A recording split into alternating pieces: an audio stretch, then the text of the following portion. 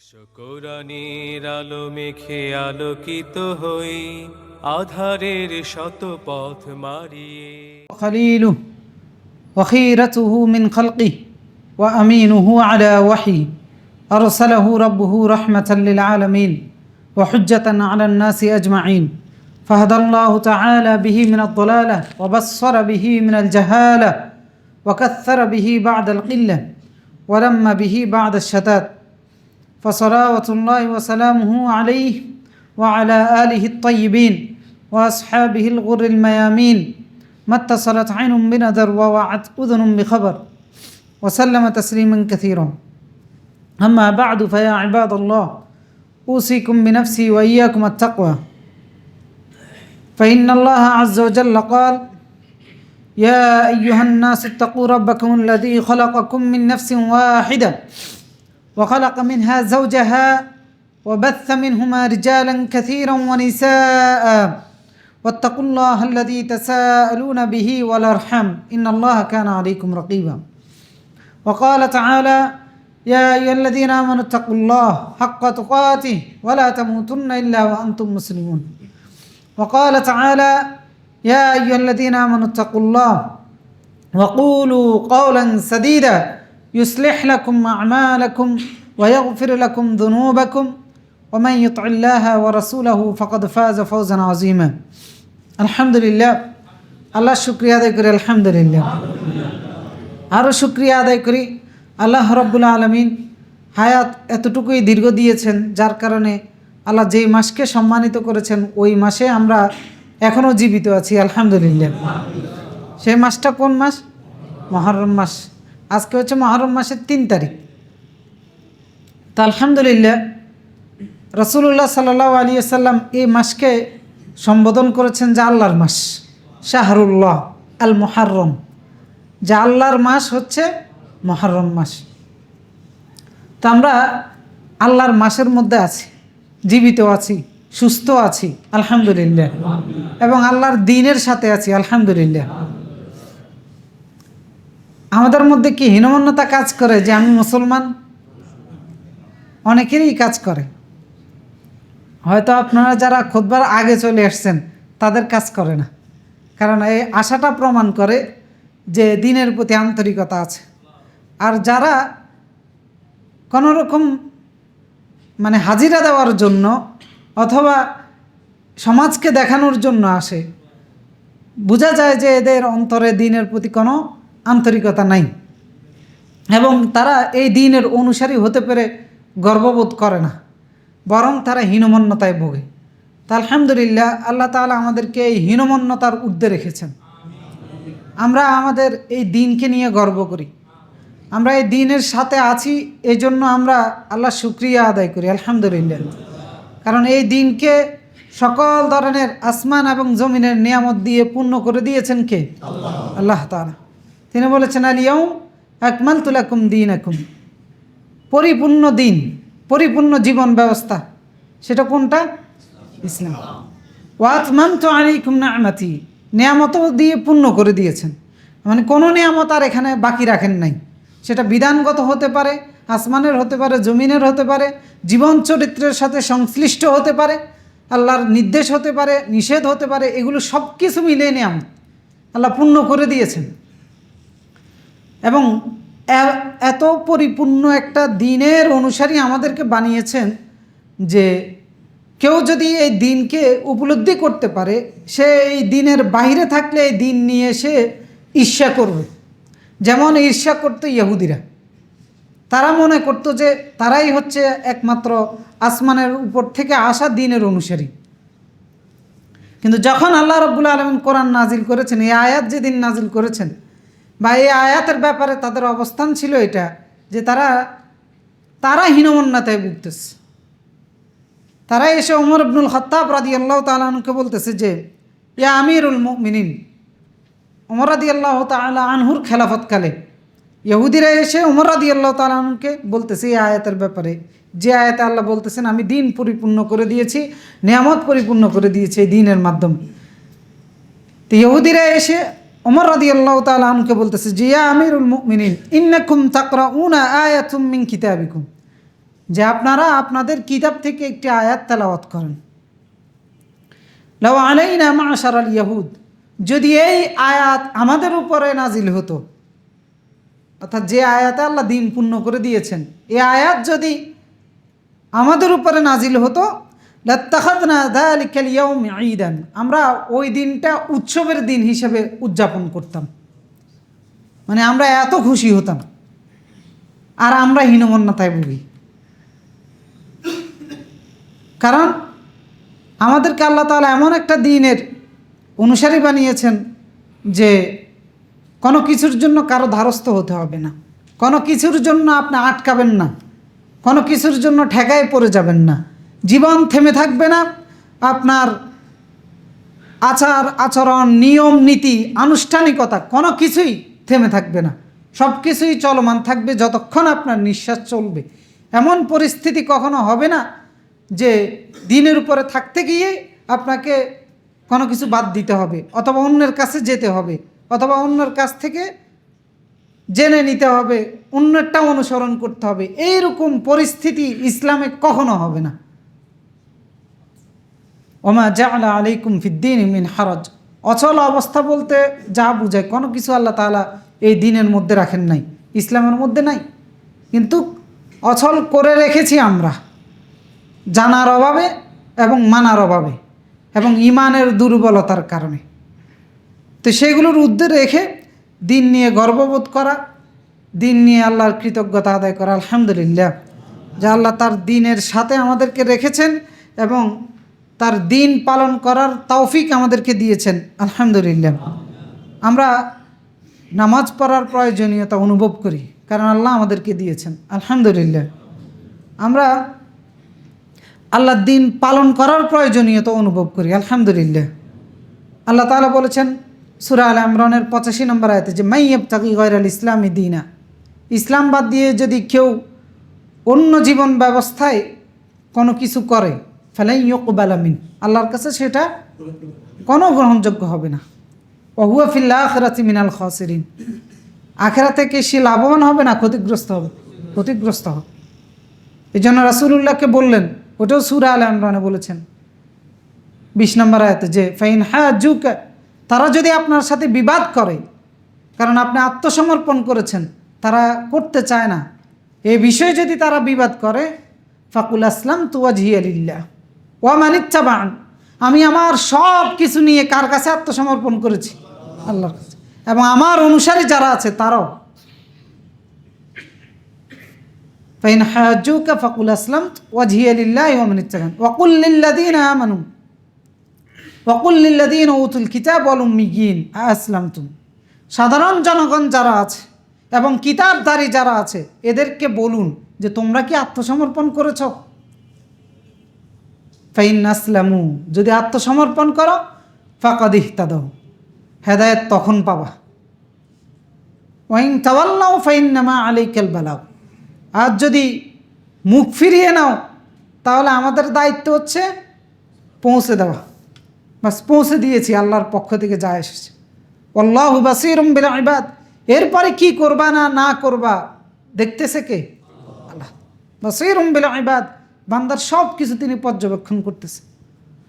তা আলহামদুলিল্লাহ, আল্লাহ যেই দিন দিয়েছেন আমরা সেই দিনের সাথে আছি, এবং এই দিনের সাথে থাকা মানে হচ্ছে আল্লাহর দেওয়া নূরের উপরে থাকা, আল্লাহর পক্ষ থেকে আসা নূরের উপরে থাকা। আফামান শারাহাল্লাহু সাদরাহু লিল ইসলাম, আল্লাহ তাআলা বলতেছেন যার অন্তর আল্লাহ খুলে দিয়েছেন কিসের জন্য? ইসলামের জন্য, ইসলাম মানার জন্য, ইসলামকে গ্রহণ করার জন্য বক্ষ উন্মুক্ত। ইসলামের পক্ষ থেকে যেটা আসবে সেটাকে সে বুক মন প্রাণ উজাড় করে দিয়ে গ্রহণ করে। শারাহাল্লাহু সাদরাহু লিল ইসলাম ফাহুয়া আলা নূরিম মির রাব্বি, সে আল্লাহর পক্ষ থেকে আসা নূরের উপরে আছে। আর যার অন্তর তালা মারা উন্মুক্ত হচ্ছে কুফুরের জন্য, সে কিসের উপরে আছে? সে আল্লাহর গজবের উপরে আছে। ওয়ালাকিন মান শারাহা বিল কুফর সাদরা, কুফুরের জন্য যার অন্তর খুলে দেওয়া হয়েছে, ফাআলাইহিম গাদাবুম মিনাল্লাহ, আল্লাহর গজব তাদের উপরে, অর্থাৎ তারা আল্লাহর গজবের উপরে আছে। ওয়ালাহুম আযাবুন আলীম, আর পরকালে তাদের জন্য কঠিন শাস্তি রয়েছে। তা আলহামদুলিল্লাহ, আল্লাহ আমাদেরকে ইসলামের উপরে রেখেছেন, মানে তার নূরের উপরে রেখেছেন, আলহামদুলিল্লাহ। কুফরি আমাদের অন্তর গ্রহণ করে না, তার মানে আল্লাহর গজব থেকে আমরা মুক্ত আছি। যে অন্তর কুফরিকে কবুল করে সে মুসলমান হলেও কিসের মধ্যে আছে? আল্লাহর গজবের মধ্যে আছে। এবং সে কোথায় যাবে? যন্ত্রণাদায়ক শাস্তি যেখানে আল্লাহ রেখেছেন, জাহান্নামে যাবে। তা আলহামদুলিল্লাহ, আল্লাহ তাআলা আমাদেরকে সেখান থেকে মুক্ত রেখেছে। তা আমরা শাহরুল্লাহ আল মুহাররম, আল্লাহর সম্মানিত মাসের মধ্যে আছি। এ মাস নির্ধারণ করা, বছর নির্ধারণ করা, এটাও দিন।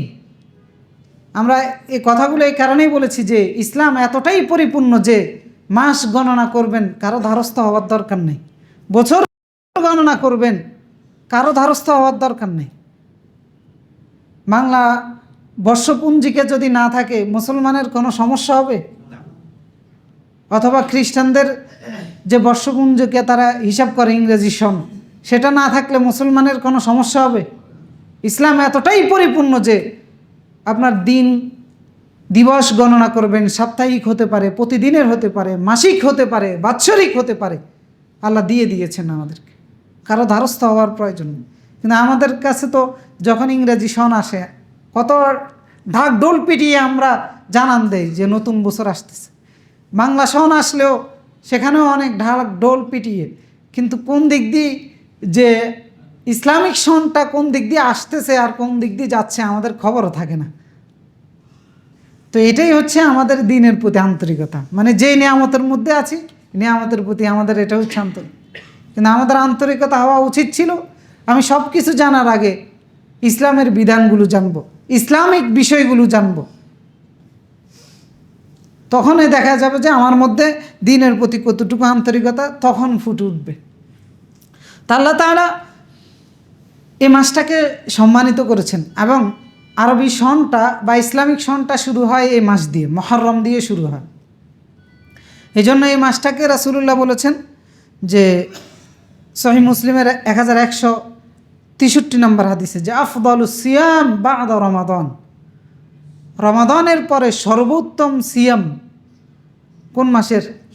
শাহরুল্লাহ আল মুহাররম, আল্লাহর মাস মুহাররম মাসে। মানে সর্বোত্তম সিয়াম যদি রমাদানের বাইরে আমি পালন করতে চাই তাহলে এই মাসে হচ্ছে সেই সুযোগ, আল্লাহর মাসে। অর্থাৎ এই মাসটাকে আল্লাহর মাস বলে সম্বোধন করে এই মাসের আলাদা মর্যাদা এবং তাৎপর্য রাসূলুল্লাহ দেখিয়েছেন। এই মাসে একটা দিন আছে, কোন দিবস? 10 মুহররম, যেটাকে আমরা আশুরা বলে থাকি। আশুরা মানে হচ্ছে 10, মানে 10তম দিবসকে আশুরার দিবস বলা হয় থাকে। তো এই দিনের আলাদা একটা তাৎপর্য আছে, মর্যাদা আছে এবং গুরুত্ব আছে। কারণ এই দিনে আল্লাহ রাব্বুল আলামিন বনী ইসরাইলকে ফেরাউনের অত্যাচার, জুলুম, নির্যাতন থেকে মূসা আলাইহিস সালামের মাধ্যমে মুক্ত করেছেন, নিস্তার দিয়েছিলেন তাদেরকে। যে ফেরাউন তাদের ছেলে সন্তানদেরকে জবাই করত আর কন্যা সন্তানদেরকে জীবিত রাখত শুধু তাদের দাসী হওয়ার জন্য, বছরের পর বছর এরকম নির্যাতন চালিয়েছে ফেরাউন। তো মূসা আলাইহিস সালামের মাধ্যমে আল্লাহ রাব্বুল আলামিন বনী ইসরাইলকে নির্যাতন থেকে মুক্তি দিয়েছিলেন। সেটা কোন দিন ছিল? আশুরার দিন, অর্থাৎ মুহররমের 10 তারিখ।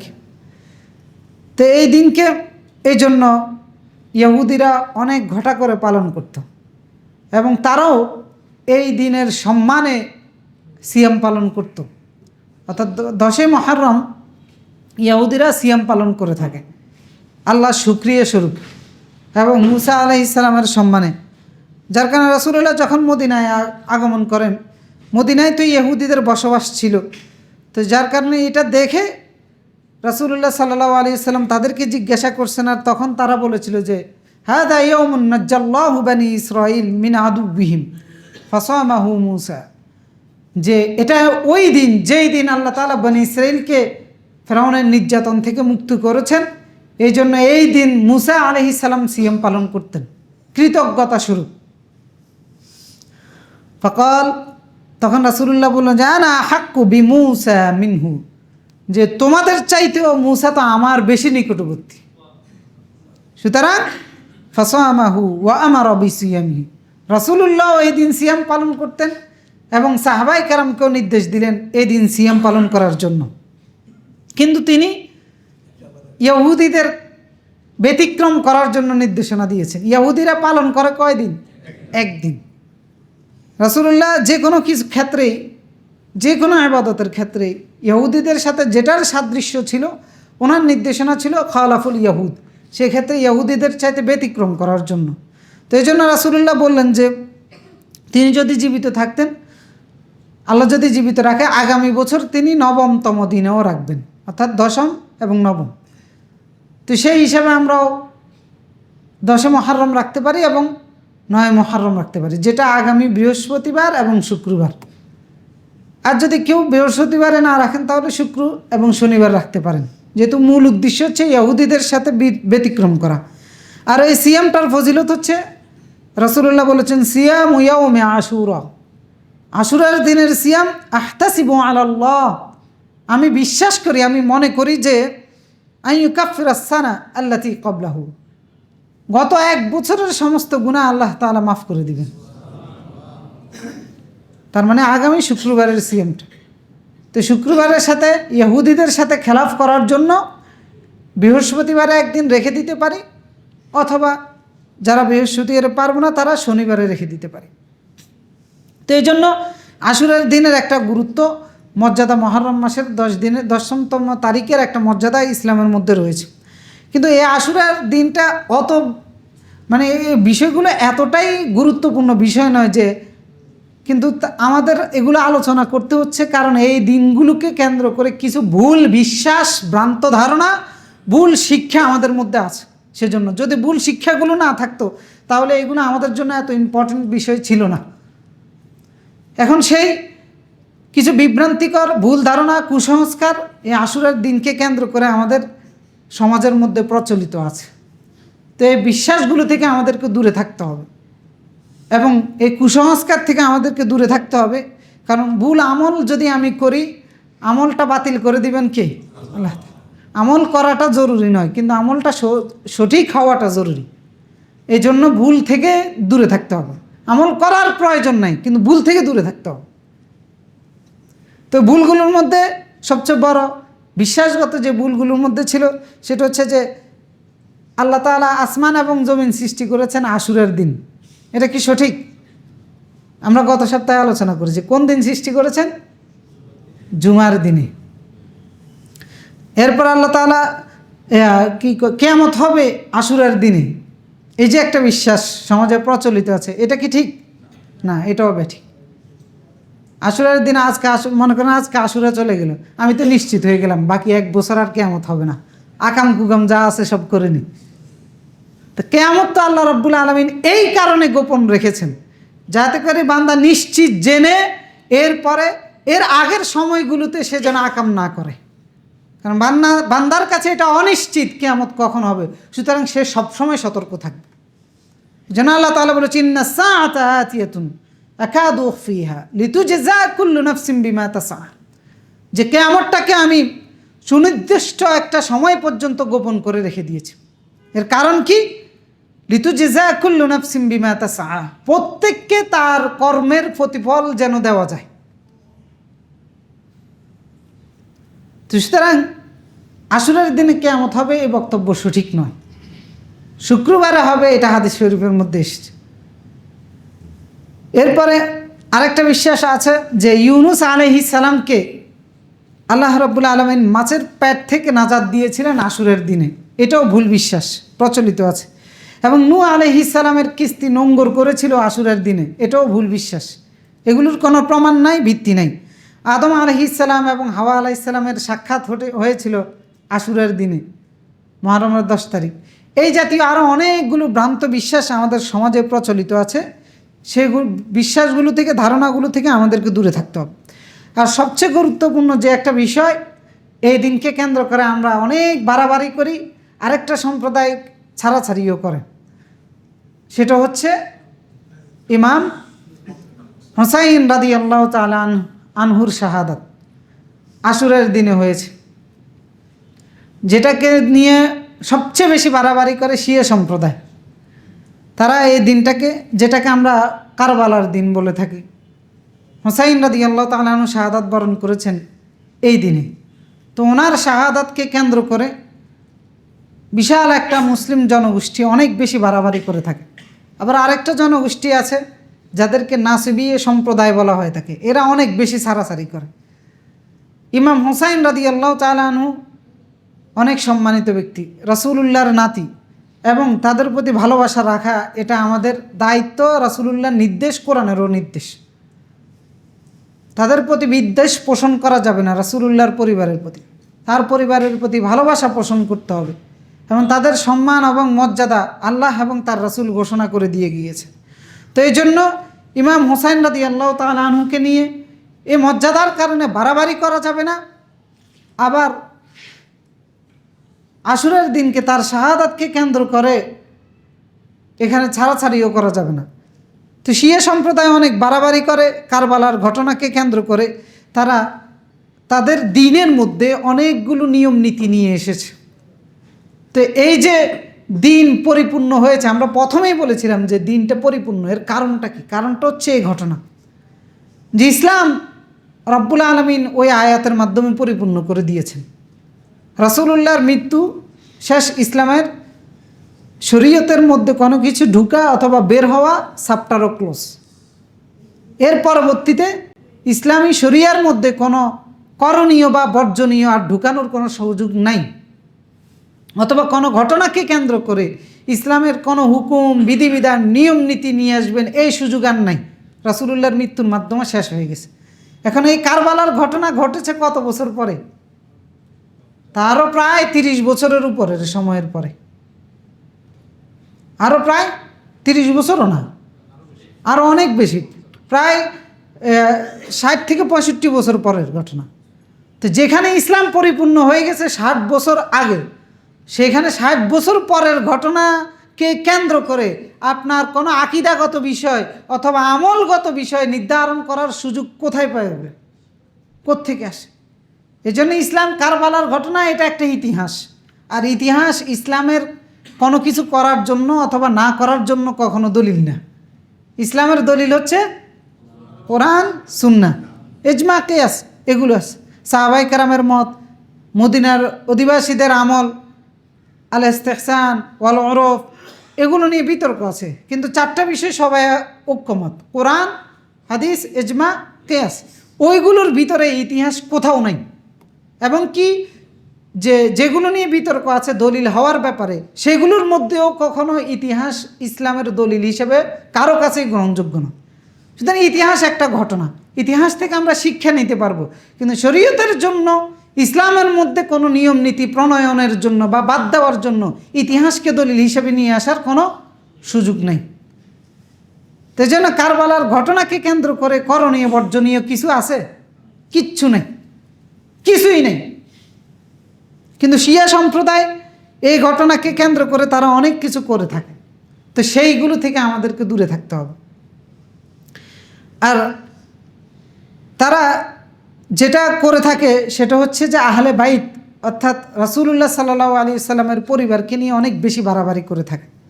আবার যাদের কথা বলেছি যে ছাড়াছাড়ি করে থাকে, এটা নাসিবী সম্প্রদায়। আমাদের দেশে হয়তো এদের উপস্থিতি অনেক কম। ওরা রাসূলুল্লাহ এবং তার পরিবারের প্রতি, পরিবারের সদস্য আলী, ফাতিমা রাদিয়াল্লাহু তাআলা, হাসান, হোসাইন, এদের প্রতি অনেক বেশি বিদ্বেষ পোষণ করে থাকে। তো সেটা আবার ঈমান বিরোধী কাজ, সেটা করা যাবে না। কারণ আহলে বাইত মানে কি? রাসূলুল্লাহর পরিবার। আহল বাইত মানে হচ্ছে ঘরের সদস্য। তো এর দ্বারা উদ্দেশ্য হচ্ছে যে রাসূলুল্লাহর পরিবারকে বোঝানো হয়ে থাকে। তো রাসূলুল্লাহর পরিবারকে মর্যাদা দিয়েছেন কে? আল্লাহ তাআলা। আল্লাহ রাব্বুল আলামিন সূরা আহজাবের 33 নম্বর আয়াতে বলেছেন যে ইন্নামা ইউরিদুল্লাহ লিইউযহিবা আনকুমুর রিজসা আহলাল বাইত ওয়া ইউতাহহিরাকুম তাতহীরা। যে হে আহলে বাইত, অর্থাৎ রাসূলের পরিবারের সদস্যদেরকে সম্বোধন করে বলতেছেন যে আল্লাহ চান তোমাদেরকে পবিত্র করতে, ওয়া ইউতাহহিরাকুম তাতহীরা, এবং তিনি তোমাদেরকে পূর্ণরূপে পবিত্র করে দিয়েছেন। তাদের পবিত্রতা আল্লাহ রাব্বুল আলামিন ঘোষণা করেছে, মানসিকভাবে, শারীরিকভাবে এবং কর্মের দিক থেকে, সব দিক থেকে। এরপরে রাসূলুল্লাহ সাল্লাল্লাহু আলাইহি সাল্লামের নির্দেশ, তার পরিবারের সদস্য যারা আছে এদের ব্যাপারে আল্লাহর নাসিহার প্রতি যেন আমরা খেয়াল রাখি। রাসূলুল্লাহ বলেছেন যে উযাক্কিরুকুমুল্লাহ ফি আহলি বাইতি, সহিহ মুসলিমের 2408 নম্বর হাদিস, যে আমি তোমাদেরকে স্মরণ করিয়ে দিচ্ছি, অর্থাৎ সতর্কতা থাকার জন্য মনে করিয়ে দিচ্ছি আমার পরিবারের ব্যাপারে, রাসূলুল্লাহর স্ত্রীদের ব্যাপারে, যেটা শিয়া সম্প্রদায়েরা রাসূলুল্লাহর স্ত্রীদের অনেকের ব্যাপারে তারা বাজে মন্তব্য করে থাকে। এরপরে রাসূলুল্লাহর 2 নাতনি হাসান হুসাইন রাদিয়াল্লাহু তাআলা আনহুমা, এদের মর্যাদা ইসলামে আছে কি না? এদেরকে জান্নাতের যুবকদের সর্দার হিসেবে রাসূলুল্লাহ ঘোষণা করেছে। রাসূলুল্লাহ সহিহ তিরমিজির মধ্যে বলেছে আল হাসান ওয়াল হুসাইন সাইয়্যিদা শাবাবি আহলিল জান্নাহ, হাসান এবং হুসাইন এরা হচ্ছে জান্নাতের যুবকদের সর্দার। জান্নাতের সুসংবাদপ্রাপ্ত সাহাবী কয়জন? তো তাহলে এই 2 জন কোত্থেকে আসলো? 12 জন হয়ে গেল না? 10 জন? অনেক বেশি, অনেক বেশি। এই 10 জন হচ্ছে বিখ্যাত, আমরা বলে থাকি, কিন্তু অনেক আছে, অনেক সাহাবীদেরকে রাসূলুল্লাহ জান্নাতের সুসংবাদ দিয়েছে। আর আল্লাহ তো কোরআনে ঢালাওভাবে দিয়ে দিয়েছেন, রাদিয়াল্লাহু আনহুম ওয়া রাদু আন লাহুম জান্নাতুন তাজরি, একবারে সবার ব্যাপারে বলেছেন আল্লাহ সন্তুষ্ট, সবাই জান্নাতে যাবে। আর রাসূলুল্লাহ অনেকের কথা বলেছেন, এখানে ফাতিমা রাদিয়াল্লাহু তাআলা আনহা আছে, এরপরে হাসান হুসাইন আছেন, আরও অনেক সাহাবীরাও আছেন। তো এই জন্য এই 10 জন যে শুধু জান্নাতের সুসংবাদ পেয়েছে এটাও সঠিক নয়, অসংখ্য অজস্র সাহাবীরা জান্নাতের সুসংবাদ পেয়েছেন। এরপরে আলী রাদিয়াল্লাহু তাআলা আনহুর মর্যাদা আছে কিনা ইসলামে? আলী রাদিয়াল্লাহু তাআলা আনহুকে রাসূলুল্লাহ বলেছেন যে আনতা মিন্নি ওয়া আনা মিনক, যে আমি তোমার অংশ, তুমি আমার অংশ। তো সুতরাং আমাদের দায়িত্ব হচ্ছে যে আহলে বাইতের প্রতি বাড়াবাড়ি না করা, ছাড়াছাড়িও না করা। বাড়াবাড়ি হচ্ছে যেগুলো শিয়া সম্প্রদায় করে থাকে, আর ছাড়াছাড়ি হচ্ছে যেটা নাসবি সম্প্রদায়রা করে থাকে। সুতরাং আমরা রাসূলুল্লাহর পরিবারকে সম্মান করব, তাদের পরিবারকে ভালোবাসবো, তাদের প্রতি কোনো ধরনের বিদ্বেষ রাখবো না, এবং কি রাসূলুল্লাহর কোনো সাহাবীদের প্রতিও কোনো ধরনের বিদ্বেষ রাখা যাবে না। যেই সাহাবী ভুল করুক কিন্তু এই দুনিয়া থেকে ঈমানের সাথে বিদায় নিয়েছে, আল্লাহ তার প্রতি সন্তুষ্ট।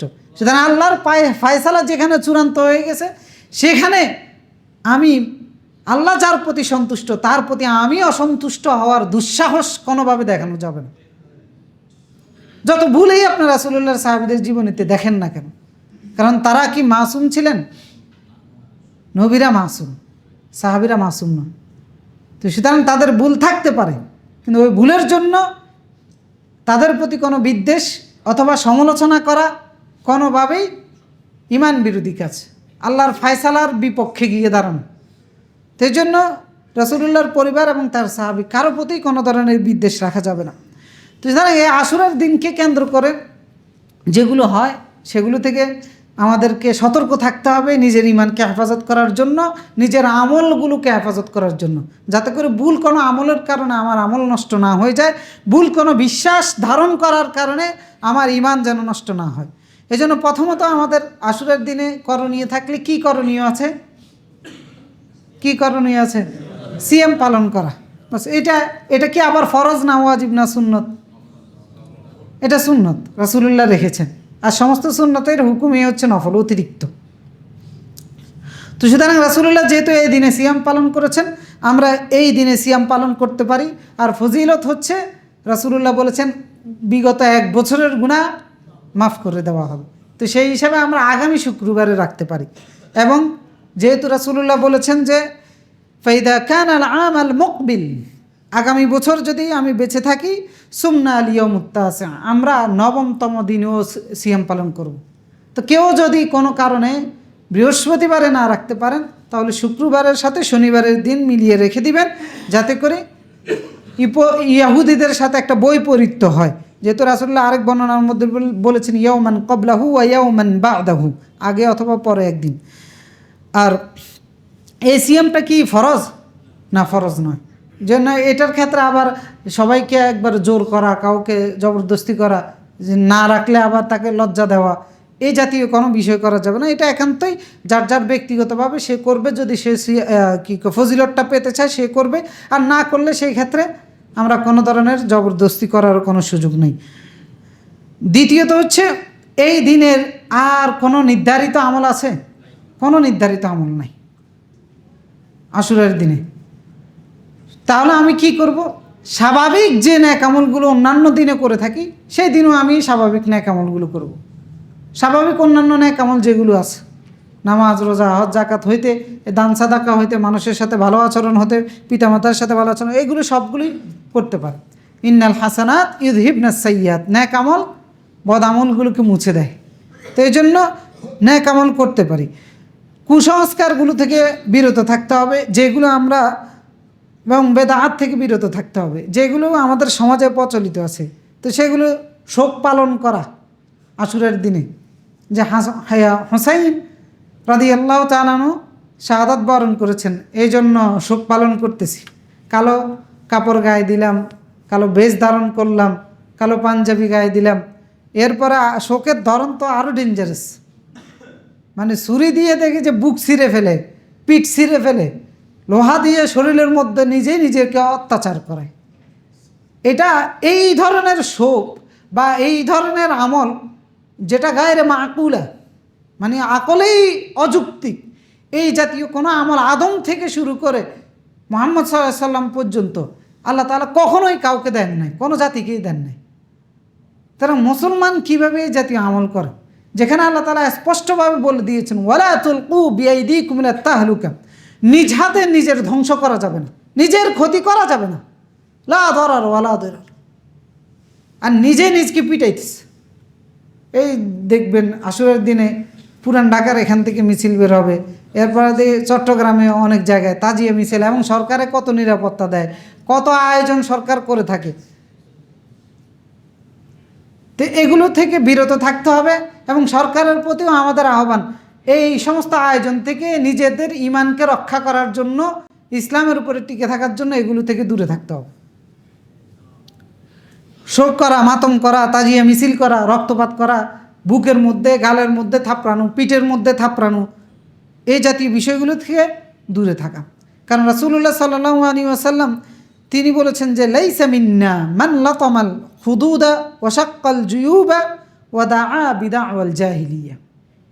আশুরার দিনে হোক অথবা বাহিরে হোক, যে কোনো সময়ে হোক, যে ব্যক্তি গালের মধ্যে চপটাঘাত করে, মানে কষ্টে, দুঃখে, শোকে, অথবা বুক থাপড়ায়, জামার বুতামগুলো ছিঁড়ে খুলে ফেলে দিয়ে চিৎকার করে, চেঁচামেচি করে, রাসূলুল্লাহ বলেছেন লাইসা মিন্না, সে আমাদের দলভুক্ত নয়, মানে এই উম্মার অন্তর্ভুক্ত নয়। এটা এই উম্মার কাজ নয়, এটা আমাদের কাজ নয়। এটা কিসের কাজ? বিদাওয়াল জাহিলিয়া, এটা জাহিলি যুগের কাজ, অন্ধকার যুগের কাজ। এই কাজ সচেতন মুসলিম কখনো করতে পারে। এটা আশুরার দিনেও হতে পারে, বাইরেও হতে পারে। গ্রামে অনেক সময় আত্মীয় স্বজন মারা গেলে মহিলারা দেখা যায় যে মাটি থাপড়াইয়া, বুক থাপড়াইয়া, হাত পা বিছাই দিয়ে চিৎকার চেঁচামেচি করে। তো এই জাতীয় কাজ করা যাবে? করা যাবে না। শোকের নাম এটা না। শোকের নাম হচ্ছে আল্লাহর কাছে দোয়া করা, ধৈর্য ধারণ করা, সবর করা, আল্লাহর ইবাদত করা। তো সুতরাং এগুলো থেকে শোক এবং মাতম করার যে বিষয়গুলো আছে এগুলো থেকে দূরে থাকতে হবে, এবং ওই দিনকে কেন্দ্র করে আলাদা কোনো ধরনের খাবার দাবার তৈরি করা যাবে না। এরপরে আলোকসজ্জা করা, খাবার বিতরণ করা, অথবা চোখের মধ্যে, ভ্রুর মধ্যে বিভিন্ন জায়গায় সুরমা লাগানো, আতর লাগানো ওই দিনকে কেন্দ্র করে, এগুলো কিন্তু আপনার জন্য নর্মাল অবস্থায় জায়েজ ছিল। কিন্তু ওই দিনকে কেন্দ্র করে যখন আপনি হালাল কাজও করবেন সেটা হারাম হয়ে যাবে, কারণ একটা উদ্দেশ্যে করতেছেন, একটা বিশ্বাস থেকে করতেছেন। তো সেই জন্য বৈধ কাজও অবৈধ হয়ে যাবে, আপনি কোন সেন্স থেকে করতেছেন এটার উপরে ডিপেন্ড করে। এই জন্য ওই দিনকে তাই কেন্দ্র করে কেউ যদি মনে করে আজকে আশুরার দিন, আজকে অমুক টাইমে গোসল করলে গুনাহগুলো ঝরে পড়ে যাবে, এরকম বিশ্বাসও প্রচলিত আছে। তো এই ধরনের কর্মকাণ্ড করা থেকে বিরত থাকতে হবে। আশুরার দিন সেফ যে আমলটা কমনলি করতে পারি সেটা হচ্ছে আমরা সিয়াম পালন করব। আর ন্যাক আমলের ক্ষেত্রে স্বাভাবিক অন্যান্য গতিতে আজকে যেরকম ওই দিনও সেরকম থাকবে, ব্যতিক্রম কোনো কিছু হবে না ওই দিনকে কেন্দ্র করে। ওই দিনকে কেন্দ্র করে ঘরে বাইরে কোনো ধরনের আয়োজন করা যাবে না। এই আয়োজনগুলো থেকে বিরত থাকতে হবে। আল্লাহ তাআলা এই বিষয়গুলো বুঝে আমরা সঠিকভাবে যেন আল্লাহর দিন পালন করতে পারি, আল্লাহ তাআলা সেই তৌফিক আমাদের সকলকে দান করুন। আকুলু কাওলি হাদা ওয়াস্তাগফিরুল্লাহল আযীম লি ওয়া লাকুম ফাস্তাগফিরুহু ইয়াগফির লাকুম ইন্নাহু হুয়াল গফুরুর রহিম।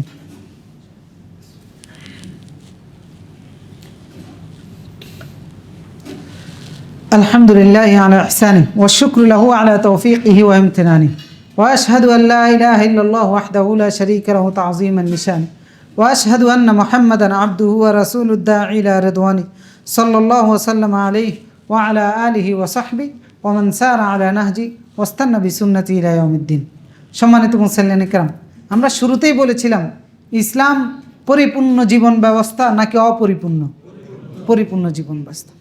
পরিপূর্ণ জীবন ব্যবস্থা আপনার বিশ্বাসগত ভিত্তি যেগুলো সেগুলোর ক্ষেত্রেও হবে, আপনার আমলগত যে বিষয়গুলো আছে সেগুলোর ক্ষেত্রেও পরিপূর্ণ। আপনার ইবাদত আছে, আপনার দৈনন্দিন কাজকর্ম আছে, মুআমালাত আছে, লেনদেন আছে, সকল ক্ষেত্রে ইসলামের পূর্ণ নির্দেশনা দেওয়া আছে। তো ওই পূর্ণ নির্দেশনা অনুসরণ করেই আমাকে চলতে হবে। তো সেই নির্দেশনাগুলোর ক্ষেত্রে সবচেয়ে ইম্পর্ট্যান্ট বিষয় যেটা একজন মুসলিমের জন্য, বিশ্বাসগত বিষয়গুলো সবচেয়ে বেশি গুরুত্বপূর্ণ। বিশ্বাস যদি ঠিক থাকে, কর্মের মধ্যে যদি ত্রুটিও থাকে, মাফ করে দিবেন কে? আল্লাহ রাব্বুল আলামিন। আর যদি কর্ম 100% সঠিক কিন্তু বিশ্বাসের মধ্যে গণ্ডগোল আছে, তাহলে আপনার এই কর্মের কোনো মূল্য নেই। তো এই জন্য আমাকে আমল করতে হবে ঈমানের সাথে, অর্থাৎ বিশ্বাসের সাথে সঠিক আমলটা করতে হবে। এখন আমল যদি আমাদের অনেক ক্ষেত্রে বিশ্বাস ঠিক আছে কিন্তু আমলগুলো আমাদের অনেক ভুলভ্রান্তিকর, সেই আমলগুলোর কোনো বিনিময় আমি পাবো না। আবার অনেক সময় দেখা যায় যে সঠিক আমল করে কিন্তু বেসিক মৌলিক যে বিশ্বাস আছে সেই বিশ্বাসের মধ্যে গণ্ডগোল আছে। তো তখন দেখা গেছে যে সঠিক আমলেরও কোনো মূল্য বা বিনিময় আল্লাহর কাছে পাওয়া যাবে না। তো এই জন্য সঠিক বিশ্বাসের বিপরীত যেটা সেটা হচ্ছে শিরক, আর সঠিক আমলের বিপরীত যেটা সেটা হচ্ছে বেদাত। তো শিরক থেকে এবং বেদাত থেকে দূরে থাকতে হবে, নিজের দুনিয়া এবং আখিরাত যদি হেফাজতে রাখতে হয়। তো শিরক কথার মাধ্যমে হয়, বিশ্বাসের মাধ্যমে হয়, কথার মাধ্যমে হয়, কাজের মাধ্যমেও হয়। শিরকি কথা বললে, শিরকি কাজ করলে, শিরকি বিশ্বাস ধারণ করলে, বিশ্বাস কীরকম? ইসলামের বিধানকে সেকালে মনে করলেন, বড় বড় যোগের বিধান মনে করলেন, এটা আপনার কোন দিক থেকে গণ্ডগোল? বিশ্বাসগত দিক থেকে গণ্ডগোল। একবারে কলিজার ভিতর থেকে ঈমান হারা হয়ে গেলেন। নামাজ পড়লেন না, এটা কোন দিক থেকে গণ্ডগোল? আমলের গত দিক থেকে। আপনার সমস্ত আমল বাতিল হয়ে যাবে, কুফরি করেছেন। অথবা কবরে গিয়ে, অথবা শাহজালাল ভালো করতে পারে, মন্দ করতে পারে, এই বিশ্বাস ধারণ করেছেন, এটা কি হবে? বিশ্বাসগতভাবে আপনি নষ্ট হয়ে যাবেন। এরপর আমলগতভাবে হচ্ছে বেদাতি আমল, আপনার আমলকে নষ্ট করে দিবে। বেদাতি আমল কি? বাপের জন্য দোয়া করলেন, একবারে 40 জন হুজুর ডেকে এনে খতম একটা পড়াইয়া একজনের 500 টাকা করে হাদিয়া দিয়ে এরপরে দোয়া করলেন। তো তাহলে আমলটা কি হলো? বেদাতে পূর্ণ আমল হলো। এই আমলের কোনো বিনিময় পাওয়া যাবে? কোনো বিনিময় পাওয়া যাবে না। কিন্তু আপনি কষ্ট করেছেন, শ্রম দিয়েছেন, এরপর টাকাও বিনিয়োগ করেছেন, কোনো বিনিময় পেলেন না, আমল করেও ব্যর্থ। কারণ হচ্ছে আপনার আমলটা রাসূলুল্লাহর তরিকা অনুযায়ী হয় নাই, বেদাতি পদ্ধতি হয়েছে, মানে নিজস্ব বানানো আবিষ্কার করা কোনো পদ্ধতিতে হয়েছে। এই জন্য নিজেকে হেফাজত রাখতে হলে শিরিক থেকে এবং বেদাত থেকে আমাদেরকে দূরে রাখতে হবে। তো ইনশাআল্লাহ আমরা আগামী সপ্তাহে বেদাত নিয়ে পূর্ণ আলোচনা করব। কারণ আমাদের দেশে আমরা খুব মানে স্বল্প লজিক দিয়ে এবং খুবই নর্মাল কিছু যুক্তি দিয়ে আমরা বেদাতগুলো করে থাকি, অথচ বেদাতের পরিণতি এত জঘন্য যে ক্ষেত্র বিশেষে আপনাকে ঈমান হারাও করে দিবে। আপনি আমলের কোনো বিনিময় তো পাবেন না, যে কোন দিক দিয়ে যে ঈমানও চলে গেছে টেরও পাবেন না। সবচেয়ে বড় একজন নামাজি ব্যক্তি, একটা রাসূলুল্লাহর একটা হাদিস বলেই শেষ করে দিচ্ছি, একটু দান বাক্সগুলো চালিয়ে দিন উপরে। বেদাতের পরিণতিটা কি দেখেন। আমি এখানে 5 ওয়াক্ত নামাজ আদায় করেছি, এই 5 ওয়াক্ত নামাজের বিনিময় আল্লাহ দিবে কি না? দিবে। কিন্তু আমি আবার পাশাপাশি বেদাত আমলও করি। তো তাহলে কিয়ামতের ময়দানে আমার নামাজের কারণে আমার বাহ্যিক সুরতের মধ্যে যে নূর চমকিত হওয়ার কথা সেটাও চমকাবে। রাসূলুল্লাহ সাল্লাল্লাহু আলাইহি ওয়াসাল্লাম সহিহ বুখারীর মধ্যে মুসলিমের মধ্যে এসেছে যে রাসূল সাল্লাল্লাহু আলাইহি ওয়াসাল্লাম কিয়ামতের ময়দানে হাউজে কাউসারের পাশে দাঁড়িয়ে তার উম্মতকে পানি পান করাবেন এবং ফুলসেরাতের কাছে দাঁড়িয়ে তার উম্মতকে ফুলসেরাত পার করাবেন। রাসূলুল্লাহ তার সাহাবীদেরকে যারা জিজ্ঞেস করেছে যে আপনাকে আমরা কোথায় পাবো, রাসূলুল্লাহ বলেছেন ওই জায়গায় আমাকে খুঁজে নিন, ফুলসেরাতের কাছে এবং হাউজে কাউসারের কাছে। রাসূলুল্লাহ তার উম্মতকে ডেকে ডেকে হাউজে কাউসারের পানি পান করাবেন। তো তার উম্মত যারা অজু করেছে, গুররাম মুহাজ্জালিন মিন আথারিল উযু, যে অজু করার কারণে হাতগুলো চকচক করবে, এই আলামত দেখে কপালের মধ্যে চকচক করবে, নূর জ্বলতে থাকবে, এগুলো দেখে রাসূল ডাক দিবেন। তা একদল উম্মত ডাক দিবেন, হাউজে কাউসারের পাশে আসবে, আল্লাহ ফেরেশতাদেরকে নির্দেশ দিবেন এদেরকে সরিয়ে দাও। রাসূলুল্লাহ বললেন যে আশ্চর্য হয়ে বলবেন যে আসহাবি আসহাবি, যে আমার উম্মত এদেরকে কেন সরিয়ে দিচ্ছেন? আল্লাহ তাআলা তখন বলবেন যে ইন্নাকা লা তাদরি মা আহদাথা বা'দাক, যে আপনি জানেন না আপনার মৃত্যুর পরে তারা কি কি নতুন আমল তৈরি করেছিল, আপনার রেখে যাওয়া দিনকে তারা পরিবর্তন করেছিল। রাসূলুল্লাহ তখন বলবেন যে সুহকান লিমান বাদ্দালা বাদি, দূর হও যারা আমার রেখে যাওয়া দিনকে পরিবর্তন করে দিয়েছে। তো এই জন্য আমি যে আমলটা করব এটা সঠিক হচ্ছে কিনা এটা অনেক বেশি জরুরি। আপনি হাউজে কাউসারের পানি থেকে বঞ্চিত হবেন, একই ঘটনা ফুলসিরাতের ওখানেও ঘটবে। তো এই জন্য আমল বেশি করা জরুরি নয়, কিন্তু সঠিক হচ্ছে কি না এটা দেখে শুনে করাটা জরুরি। একবারে অমুকের কাছে জানলেন, তমুকের কাছে জানলেন, পারিবারিক রীতি, পূর্বপুরুষের আচার অনুষ্ঠান যেগুলো আমরা দিয়ে থাকি আর কি, যুক্তি, এগুলো দিয়ে করে ফেলতে হবে এরকম কোনো জরুরত নাই। কিন্তু জরুরি হচ্ছে আমি যেটা করব সেটা সঠিক হতে হবে। এই জন্য আমরা আগামী সপ্তাহে আপনাদেরকে এই জন্যে আহ্বান করতেছি, কারণ আমাদের সমাজে অনেক বেশি পরিমাণে বেদাত প্রচলিত আছে। আবার যেগুলোর ব্যাপারে বলতে গেলে মানে অনেক হেনস্থার শিকারও হতে হয়, কারণ প্রতিষ্ঠিত শক্তিগুলো এগুলোর সাথে সম্পৃক্ত, এগুলোর সাথে অনেকের পকেট জড়িত, অনেকের স্বার্থ জড়িত, এরপরে অনেকের মান সম্মান জড়িত থাকে। এই সমস্ত বিষয়ের কারণে অনেকে এগুলোর থেকে দূরে থাকে না, এবং এগুলো বলতে গেলে যারা বলে তাদেরকে হেনস্থার শিকার হতে হয়। তো আমরা বলবো যে আপনার নিজের ভালোর জন্য, নিজেকে নিরাপদ রাখার জন্য, আপনার আমলটা সঠিক হওয়ার জন্য এই বিষয়ে আমাদের সকলের জ্ঞান রাখা অনেক বেশি জরুরি। এজন্য আগামী জুমায় খুতবা শুরু হওয়ার আগেই আপনাদের সকলকে আসার আহ্বান করতেছি। আমরা বেদাত এবং প্রচলিত যে বেদাতগুলো আছে বেদাতের পরিণতি সহ আমরা বিস্তারিত আলোচনা করব ইনশাআল্লাহ। তো সকলকে আগামী আলোচনার উপস্থিত থাকার আহ্বান জানাচ্ছি, এবং আজকে যে আলোচনা করেছি আশুরাকে কেন্দ্র করে এই আলোচনাটাও ভিত্তিতে যেন আমরা সঠিক বিশ্বাস ধারণ করতে পারি এবং সঠিক আমল করতে পারি, আল্লাহর কাছে আমরা সেই তৌফিক কামনা করি। এবং যত ধরনের কুসংস্কার